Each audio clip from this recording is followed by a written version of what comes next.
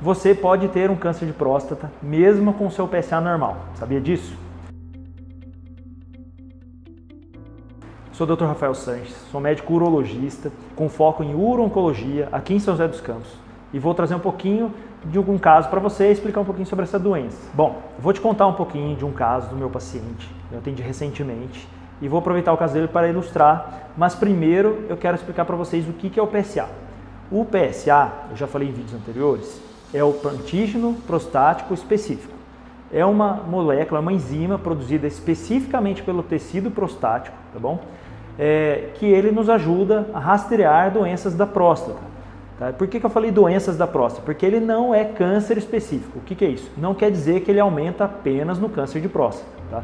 Então o PSA é um marcador de doenças da próstata. A gente dosa esse PSA através de exames de sangue, tá bom?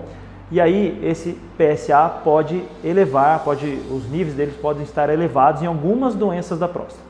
Por exemplo, a hiperplasia prostática benigna, que é o crescimento benigno da próstata, comum com o envelhecimento dos homens, que causa sintomas urinários.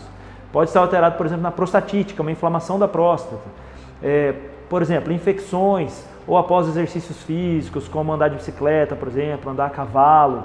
Outro exemplo importante, após relações ou masturbação, o PSA pode se elevar. Tá? E não diferente disso, o PSA também pode estar elevado na principal doença que a gente fala, que é o câncer de próstata, tá bom? Então, primeiro é isso, o PSA, um marcador de doenças da próstata colhido no exame de sangue, tá bom?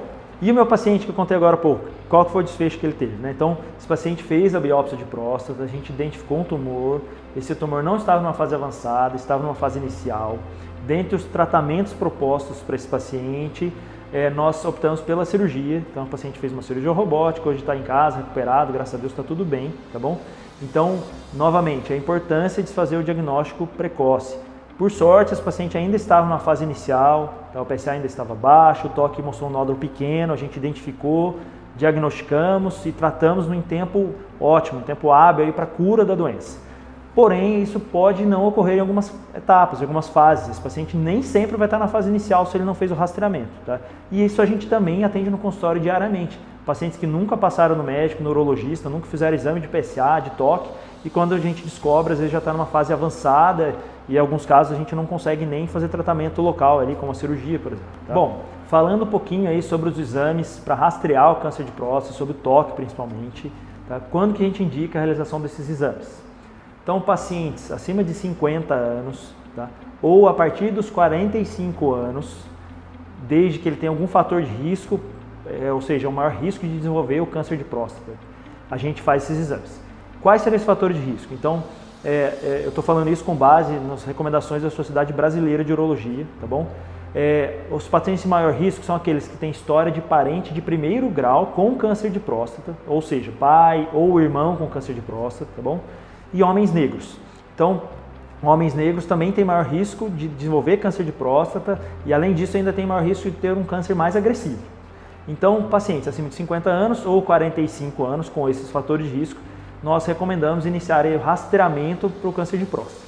E como que é esse rastreamento? Como eu falei, basicamente o exame de sangue, que é o PSA, e a realização do exame físico, que é o toque retal, para pesquisar nódulos, endurecimento da próstata. Então, é bastante simples. Essas são as recomendações da Sociedade Brasileira de Urologia para rastreamento do câncer de próstata. Bom, concluindo, quer dizer então que se o meu PSA está normal, eu não tenho risco de ter câncer de próstata? Na verdade, essa é uma conclusão errônea, está errado isso. Na verdade, você pode ter câncer de próstata mesmo com PSA normal. Então, para ilustrar isso aí, eu vou contar um caso de um paciente que eu atendi bem recentemente aqui no consultório. O paciente tinha aproximadamente 65 anos, fez acompanhamento a vida inteira com o médico dele, né, apenas com PSA e nunca tinha feito toque. E aí ele passou comigo por uma indicação de um colega, fiz o exame de PSA, obviamente, estava normal, mas no exame físico, o toque retal mostrava um nódulo na próstata. Esse paciente depois investigou com exames específicos, fez a biópsia de próstata e ali a gente identificou um tumor, um câncer de próstata. Tá? Então é um caso para exemplificar que mesmo com o PSA normal, o toque pode estar alterado. Por isso que é importante a gente avaliar a próstata com exame físico, exame simples de toque retal, um exame de 5 segundos, praticamente indolor, a gente faz com gel anestésico, então é um exame super rápido e ele pode estar alterado em 20% dos casos, mesmo com PSA normal, tá bom? Então, mais um passo aí para a gente explicar sobre o PSA e o câncer de próstata. Não podemos esquecer da importância de um simples exame físico de toque retal para diagnosticar nódulos ou consistência endurecida da próstata.